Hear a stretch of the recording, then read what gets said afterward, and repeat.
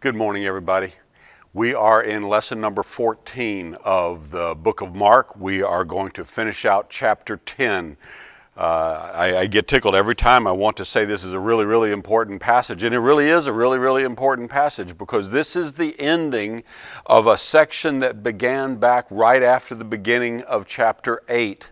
And it's going to end with the last healing that we see today. It'll be the last time Jesus heals anyone during his ministry. When we pick up in chapter 11 next week, we'll be starting in with his Passion Week, and it'll be the triumphal entry. So this is ending the last time. Jesus has got all these teachings that he's been trying to do from the moment that he does a healing just before Peter's great confession, to the Mount of Transfiguration, to multiple healings and issues and problems. The apostles are just struggling. They just don't get it. Remember, at one point Jesus says to them, and we said we think it's him talking to the apostles. He says, "How long will I put up with you? You just don't believe." And you know what he's thinking is, he says, "I don't have much more time.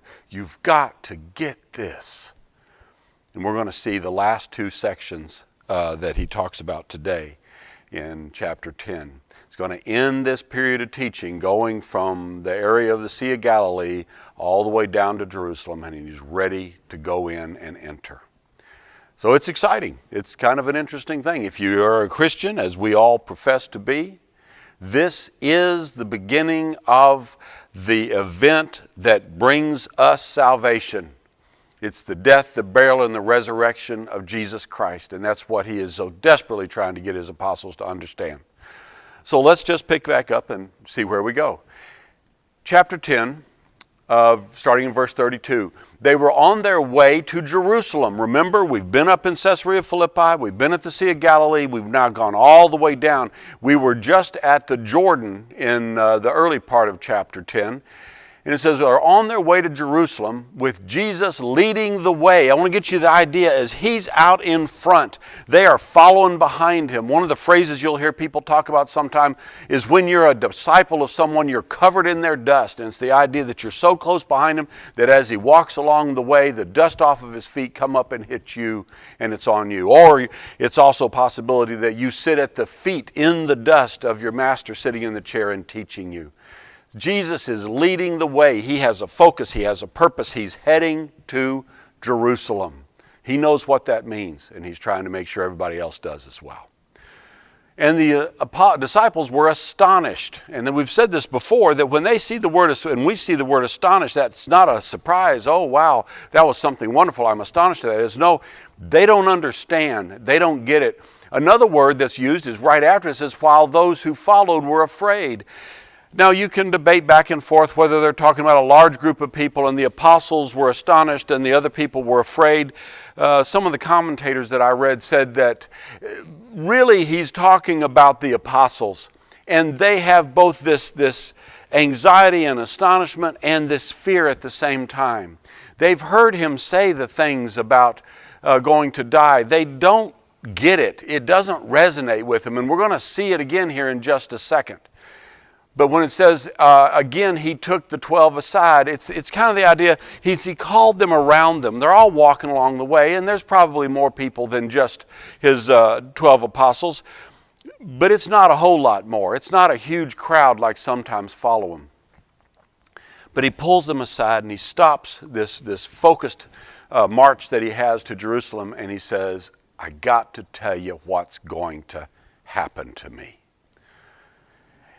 3 times now we've seen that Jesus has tried desperately to explain to them. More than that, he's used phrases that imply that he's going to die, and he's talked about resurrection from the dead.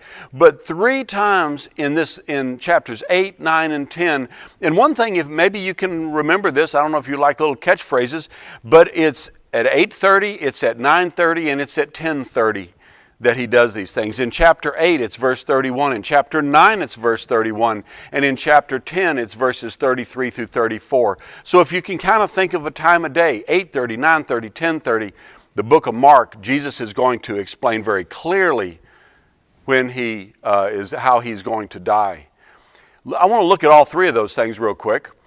In 8:31, the first time he says it, it talked about the fact that he's just heard Peter's great confession, and so he says he speaks plainly to them, and he says the Son of Man must suffer many things and be rejected by the elders and the chief priests and the teachers of the law, and that he must be killed, and after 3 days he would rise again.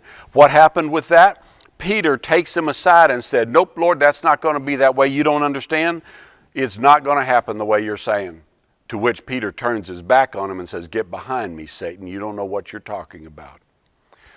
The second time in chapter 9, Jesus says, the Son of Man is going to be delivered into the hands of men. They will kill him, and after 3 days he will rise again. Now, right after this time, they're on their way again, and the apostles are arguing about who's going to be greatest in the kingdom of heaven. And Jesus takes them aside and says, you completely don't understand. The one who is last is the one who's going to be first, and the one who is first is going to be last, and you've got to understand this. And we talked about little children and things like that. Now this time, we have just finished his discourse on divorce and on money, talking about the rich young ruler. And we talked about how Jesus was very focused on the fact that this is what God wants. It's what God wants, and you've got to think about that. But he's not doing that saying, oh, guess what? You've got to follow more rules. They're not getting the rules. He says, you got to follow me. You've got to follow me. So one more time, he says now, starting in chapter 10, verse 33, he says, the Son of Man will be delivered over to the chief priests and to the teachers of the law. They will condemn him to death and hand him over to the Gentiles, who will mock him and spit on him, flog him, kill him.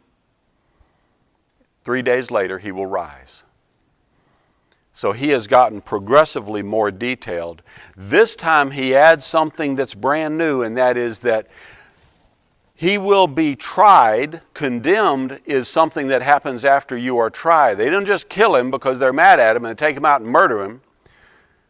They try him in a court, kangaroo court albeit, but a court nonetheless, and they condemn him, and they can't kill him, so they turn him over to the Gentiles. Jesus is very clearly prophesying what is about to happen to him, literally in the next few days. And he is very, very specific. He says they're going to mock him, and spit on him, and flog him, and kill him. 3 days later, he will rise. That's the way this ends. 3 times in a very short period of time. We don't know exactly how long, but probably no more than a month or so. It took them time to get from up in Caesarea Philippi, north of the Sea of Galilee, all the way down to Jericho, Jordan, and then to Jerusalem. So it's been in fairly short order. He's been saying this to them. Probably said it more than that. These are just the ones that Mark records for us. So anyway, let's see how they follow it. Then James and John, the sons of Zebedee, came to him. Teacher, they said, we want you to do for us whatever we ask.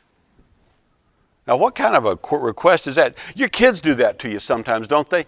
Daddy, daddy, daddy, granddaddy, granddaddy, granddaddy.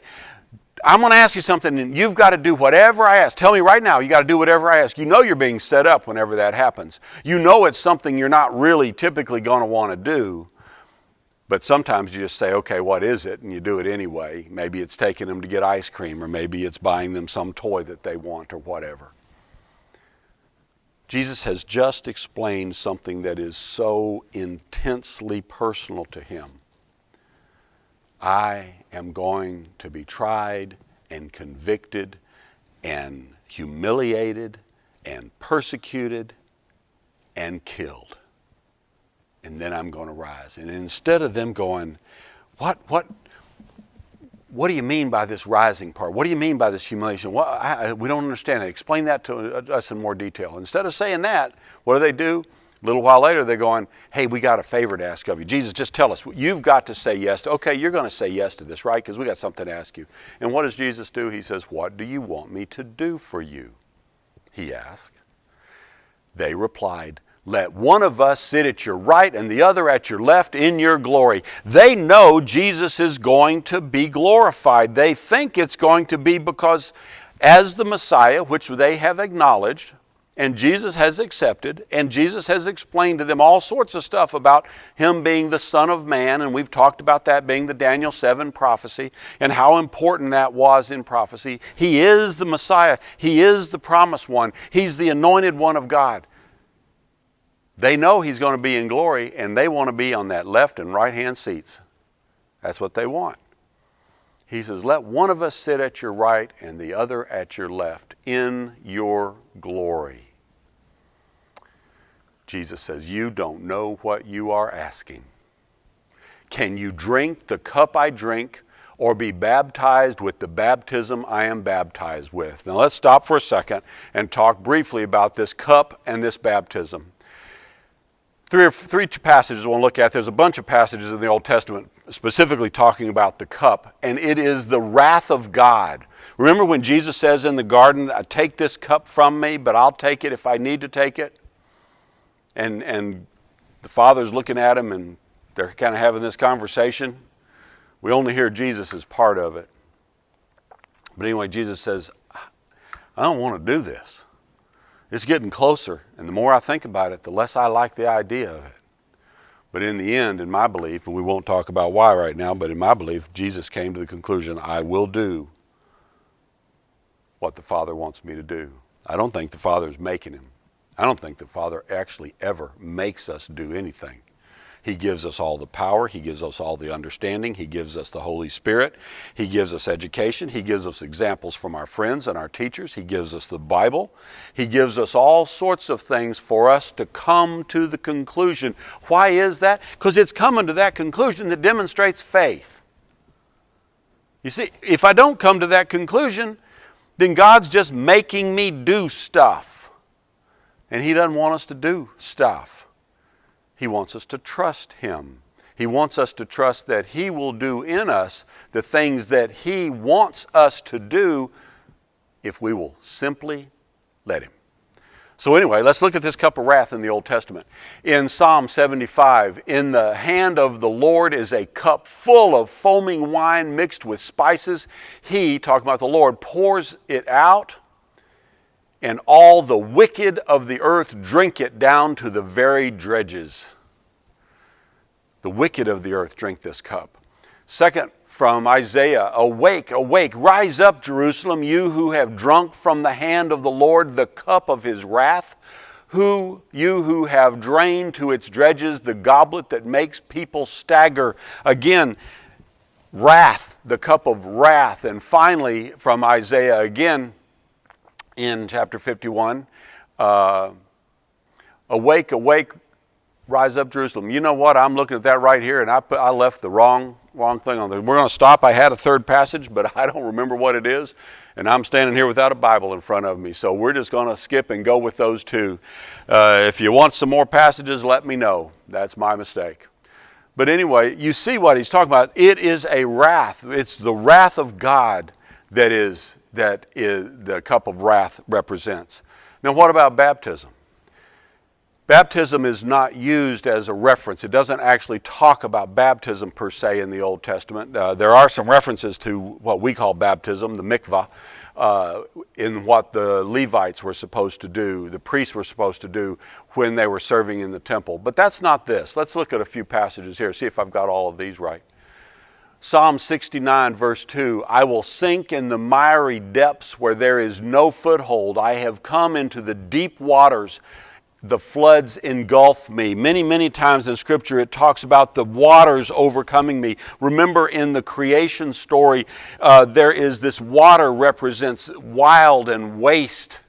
That's what water represents to them. That's what the deep represents to them. So baptism is being in that deep and being engulfed in it. Second verse, Isaiah 43. When you pass through the waters, I will be with you. And when you pass through the rivers, they will not sweep over you. This is saying that you can be protected from that engulfing by the waters. And finally, in Jonah, you might expect it to be a passage in Jonah, you hurled me into the depths, into the very heart of the seas, and the currents swirled about me. All your waves and breakers swept over me. The engulfing waters threatened me. The deep surrounds me. Seaweed was wrapped around my head. Not a good thing. See, the idea of baptism at this point, when Jesus is talking about, can you be baptized with the baptism I'm baptized with, he's talking about, can you survive being swirled in the water and coming up out of it? You know, do you think we'd get a little more significance out of baptism if we thought that we were being put down into a torrent like that? That we're being immersed into a wild and waste water. And why is it so important? Because that's where you die. That water engulfs you. That's why it's so scary, because you're down in that water and you drowned. But like the second passage says, they will not sweep over you. Why? Because he's going to reach down, he's going to pull you up out of that water. When we're raised or risen from the depths of that water, we're raised into a new life. You died down there. It's not just the idea of being in a tomb or being buried. It is certainly that. But these passages, the way the Old Testament looks at it, it is way more violent than that. And we know from Jesus' death, it is way more violent than that. We have a life that needs to go away. It must die.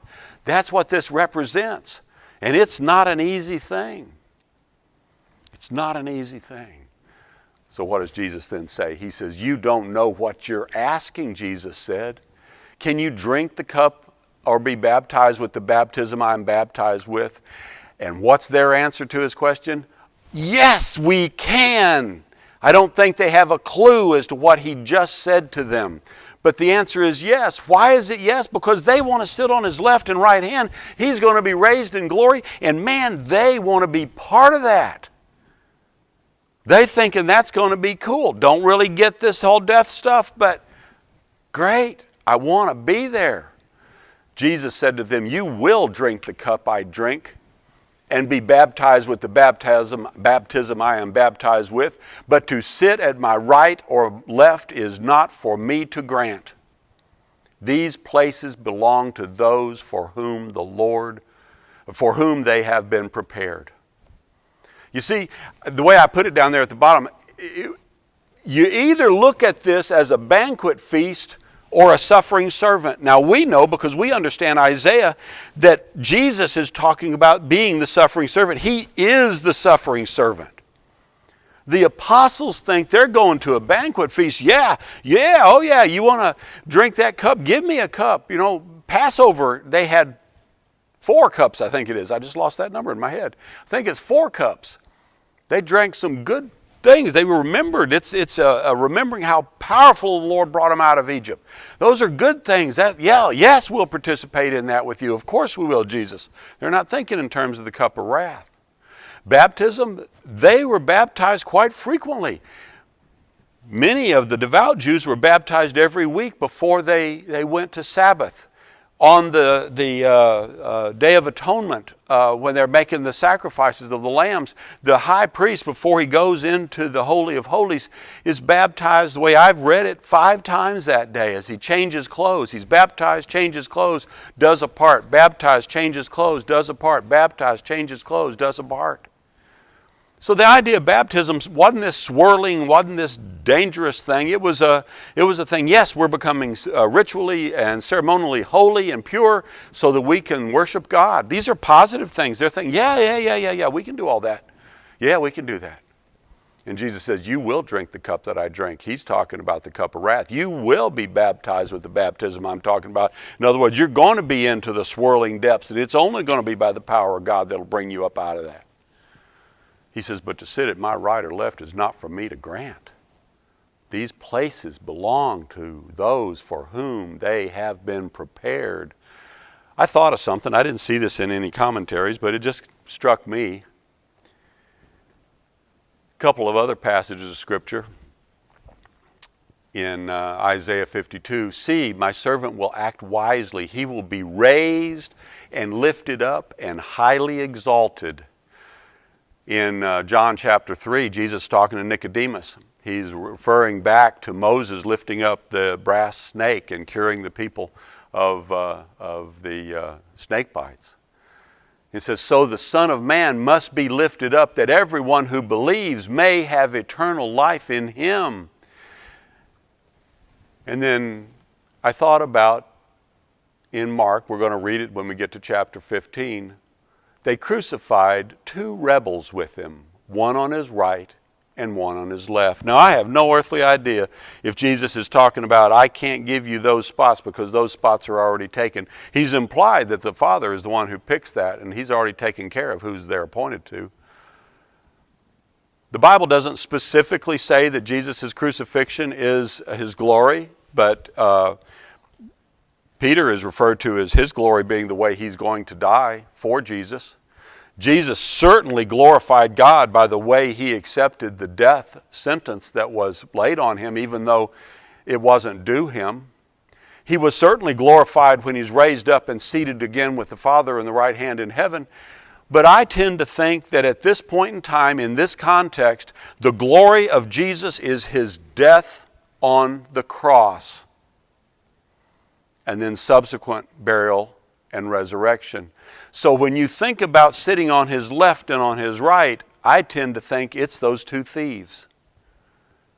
And Jesus says, guys, you're gonna suffer with me. You're gonna feel the wrath of God because you're gonna need to do that for the rest of the people that you're gonna be preaching to. But sitting on my right and left, that's not what you think it is. It is not what you think it is. When the other 10 heard about this, they became indignant with James and John. Clearly, the fact that they became indignant implies something very, very simple in my mind, and that is that they thought, just like James and John, that those first two seats were good. They weren't mad at him because they didn't understand that Jesus was going to have to die. They're mad at him because they got to Jesus first. They wanted Jesus just to pick two of them to sit on his left and right out of the whole 12, not have these two come up and pick their spots for them. They didn't understand what Jesus had just said to James and John. Then Jesus calls them together and said, you know that those who are regarded as rulers of the Gentiles lord it over them, and that their high officials exercise authority over them. Not so with you. Instead, whoever wants to become great among you must be your servant, and whoever wants to be first must be slave of all. Have we heard him say this before? Do you think we need to be hearing that? Jesus is saying this idea of seeking glory by wanting to be on top or ahead of everyone is not the way it works. We hear sermons on this all the time. We hear many, many sermons about Jesus and washing the feet of the disciples. But I'm sorry, in the culture we live in and the way we think, it's not the way we think. We still think that being on top is best. And Jesus says, no, you're missing it. And he ends with, for even the Son of Man did not come to be served, but to serve and to give his life as a ransom for many. One more time, he's talking about his death. And now he's explaining that his life is a ransom for others. He's starting to explain how this is really going to work. Then they came to Jericho. As Jesus and his disciples, together with a large crowd, were leaving the city, a blind Bartimaeus, which means son of Timaeus, was sitting by the roadside begging. When he heard that it was Jesus of Nazareth, he began to shout, Jesus, Son of David, have mercy on me. Many rebuked him and told him to be quiet, but he shouted all the more, Son of David, have mercy on me. Jesus stopped and said, call him. So they called the blind man. Cheer up, on your feet. He's calling you. All right, now let's look at this. A couple of things that are kind of interesting here. We get this guy's name. His name is Bartimaeus, son of Timaeus. There's some questions about whether Timaeus has something to do with suffering or whatever. Most of the commentators don't even mention that, so I don't think they think that's very true. One guy made a comment that I think is really interesting and probably accurate. They suspect that Bartimaeus was an active member in the church, that he remained a disciple of Jesus after this event.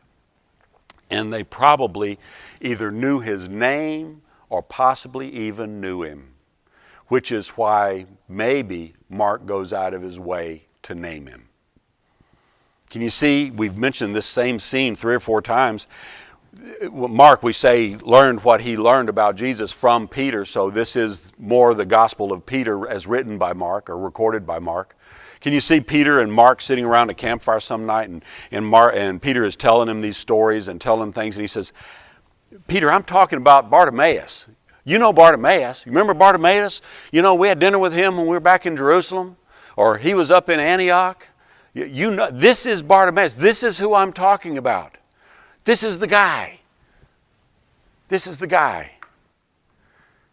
And he was sitting by the roadside begging. Pay attention to that phrase, by the roadside. We're going to look at that again in just a second. But he's sitting by the roadside begging. Typically in that day, when you are in Jericho, if you look up the Jericho mean temperatures, the lowest recorded, not recorded, but the lowest average temperature throughout the year is only like 40 degrees. And the highest temperature average throughout the year is the neighborhood of 70 or 80 degrees.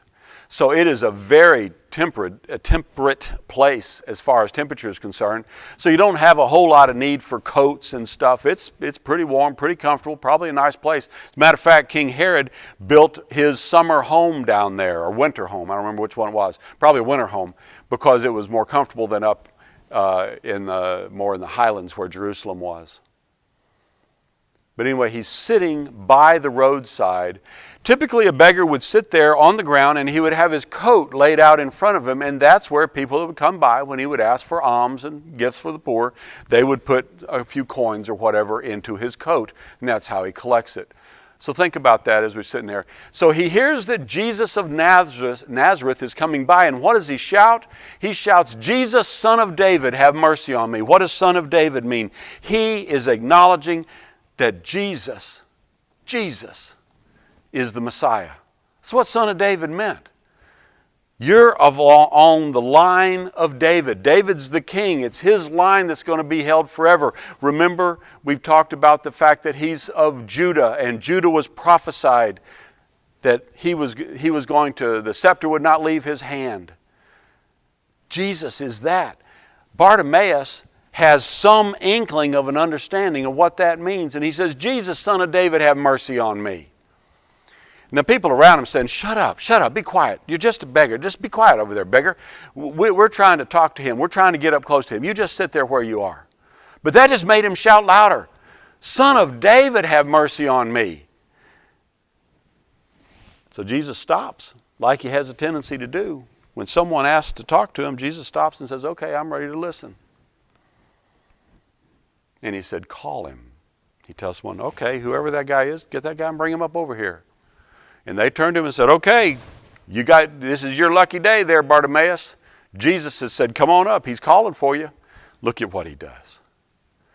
Throwing his cloak aside, he jumped to his feet and came to Jesus.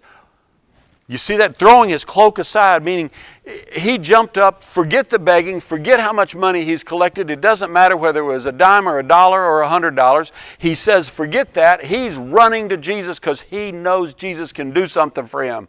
And Jesus says, what do you want me to do for you? Have you heard that phrase before? Do you realize that when James and John go to Jesus and say, we want you to do us a favor, he says, what do you want me to do for you? Exact same phrase. Mark is very consistent in using things like that and tying stories together. So he ties these two stories together. Remember, the apostles said, Jesus says, what do you want me to do for you? And they say, we want to be number 1 and number 2 in your kingdom. What does Bartimaeus say? Jesus asked him, the blind man said, Rabbi, I want to see. He says, I want to see. Mark is not saying this because we have a blind man that needs to be healed. Jesus is happy to heal the blind man. He's healed others. Remember how this whole section started over in chapter 8, when there's this blind man that is brought to Jesus and Jesus touches him and he only sees a little bit. He can see more than he could before, but people are like trees walking around, can't make it out. Then Jesus touches him again, and then he can see clearly. And we said that double touch healing is going to play out because the apostles aren't getting it on the first touch. It's taken them multiple touches to get it because they immediately follow with a declaration that Jesus is the Messiah. That's like walking around seeing trees. The Messiah is good. It's important. It's way better than being totally blind, but they don't get it because Peter immediately doesn't understand the prophecies, Jesus' prophecy of his own death and crucifixion and resurrection. Bartimaeus says, I want to see. I just want to see. Go, said Jesus. Your faith has healed you. We've been through this over and over and over again. Jesus is referring to faith. It's either the faith of someone they're bringing him, it's the faith of the person themselves, or it's Jesus' own faith Jesus' own actions in order to increase the faith of his apostles, where the person didn't have anything to do with it. See, it's not talking, we've said this many, many times, it's not talking about you have to have the right amount of faith. And that right amount of faith, if you have too little faith, Jesus won't heal you. Enough faith, Jesus will. More faith, you can cast mountains into the sea. That's not, I'm going to say it one more time, that's not what he's talking about here. He's not talking about how much faith you have. He's talking about in whom you have faith.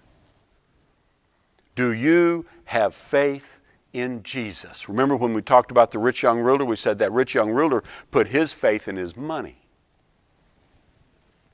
in his prestige, in his position, his power. The apostles were putting their faith in the prestige and position that they were going to have. They wanted to know who's going to be the greatest, which one of them, not Jesus. And they want to know, will you set us on your left and right side? And Jesus has multiple times said, first is last, last is first. You're not getting the math. The math is simple, not common, not easy to understand, but it's simple. This guy has faith that when Jesus says, what do you want me to do for you? He says, I want to see. And Jesus said, your faith has healed you. Immediately, he received his sight and followed Jesus along the road. See, the implication here is that he just left that coat, he left his old life, he left begging, he can now see, and what does he do? He doesn't run back and go get a job down at the local Walmart. He doesn't go back and try to rebuild his life from the point at which he went blind. We don't know whether it was from birth or been a long time. He says, I want to see, and he immediately follows Jesus. One of the things that I want you to remember when Jesus is talking about the people, why he uses parables? Because he said, I want to make sure that they see, so I speak in parables. Because they may not see. Sometimes you're just blind and you can't get it. Even though it's right there in front of you, you should be able to get it, you're just blind and you don't get it. This guy gets it. I also like the way the ESV and the King James Version translate along the road. It's along the way. You remember in Acts when we talk about what the church is called there? They were called the way. And this time, remember before we said that Bartimaeus was sitting along the road? Beside the road. Now he is on the road. He's not just sitting in one spot watching the road go past him. He's on the road. He's on his way to Jerusalem. He's following Jesus. Jesus is leading the way, and he is going to be part of that. Now, I don't know whether he literally stayed as part of that or not, but I like the thought. Jesus is trying to say to his apostles, this blind guy gets it. Why can't you? Remember how Jesus said to him at one point, he says, how long do I have to put up with you? Talking to those apostles, how long? I don't have much more time. It's now days. We're talking days. And Jesus is going, you still are worried about being the greatest in the kingdom. You still don't get it. They'll get it, but it's going to take a little bit longer. Let me ask you a question. Are you following Jesus along the way? Are you? Have you left your coat on the side of the road? Are you still the rich young ruler? Are you still the apostles wanting to know whether you're greatest? Have I done everything I need to know? Remember what the rich young ruler said? Hey, am I going to be there in the second age, in the age to come? Am I going to be one of the ones that are there? Do I make it? Do I get it? Jesus doesn't want us to worry about those things. He wants us to know that if we're following Him, we're in. We're there. It doesn't matter how much you're doing, what exactly you're doing. Jesus is going to have things for you to do. Remember, in Ephesians chapter 2, it says that there are works for you that have been prepared well in advance. That ain't how you get in. You got work you're going to do. That work, I'm going to give you the job to do. You don't get in by that. You get in by the grace of God and by faith in me, which is exactly what the grace of God's all about. Are you along the road? Are you on that road? Are you walking? Are you behind Jesus? Is that dust coming up on your... I sure hope so. Have a great week. Next week we're going to see Jesus enter Jerusalem in a very triumphal way. It's going to be exciting. Have a great week. God bless you.